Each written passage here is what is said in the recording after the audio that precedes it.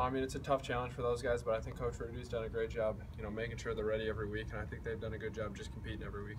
Joel, this is your 10th straight week without a bye. How difficult is that physically and mentally to kind of go through the grind for 10 straight weeks? Yeah, I mean, that's long. That's that's something that this team has never been through. I know the past 2 seasons we've had 2 bye weeks, which, I mean, I don't know if that's quite necessary, but 10 straight weeks of playing a game every week, that's stacked on top of 4 weeks of camp going into the year.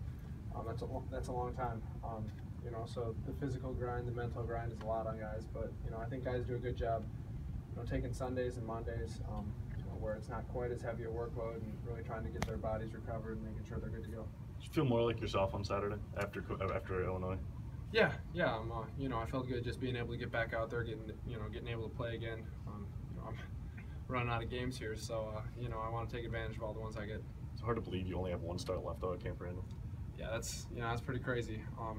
For the number of games that I played here, I've been very blessed to be able to play as many games as I have here, and it's crazy that it's coming to an end pretty shortly. When you played a new place for the first time, like you are in Maryland, are there certain things you get to the field and look for and assess what the new stadium is? I mean, just play clocks basically. You just want to make sure you're always aware of where those are. But besides that, I don't know a ton about Maryland Stadium. I don't know a ton about what it's going to be like there, what the atmosphere is like. But I'm sure it'll be a nice stadium. It's supposed to be a nice day, so that'll be fun. But no, I mean, besides that, you just kind of make sure you know where the play clocks are and make sure you know where your sideline is, I guess. How much different is this offense with Corey back there? I think Corey's a very special player.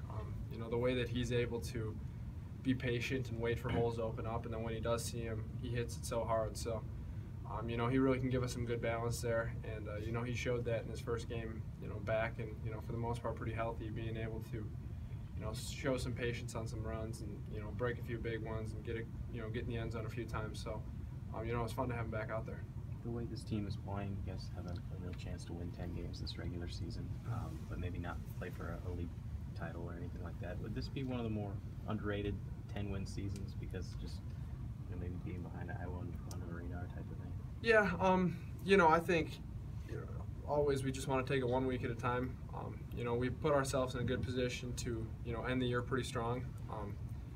And, I mean, what Iowa's been able to do has been pretty impressive too. So, they're a good team.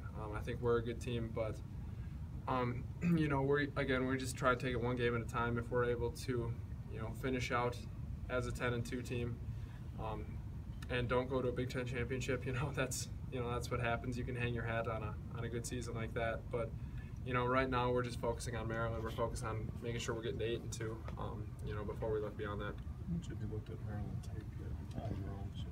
I've gone through a couple of their games, gone through Iowa and gone through the Penn State game. I think they look pretty good. I think they got a good group up front. I think they do a good job playing.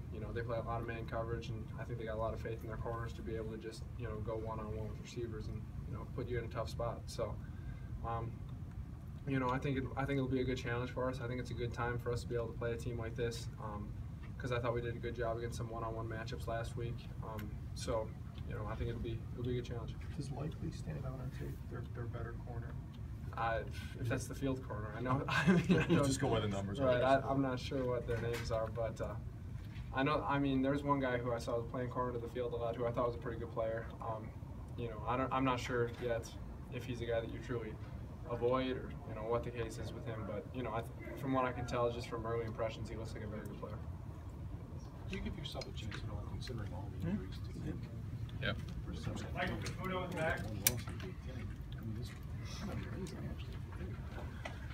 I think this team has done a great job just kind of, battling through everything. The injuries have gotten to be, at some points almost ridiculous for us, the way that, guys have been banged up and, guy on the field this week, not on the field next week. I mean, that's part of the game. That's part of being a physical team that we are. But, I think, guys take a lot of pride in being able to, it doesn't matter who's in there. Guys are going to step up. Guys are going to, make plays. And, I think that's something that this team takes a lot of pride in, and, these players take a lot of pride in.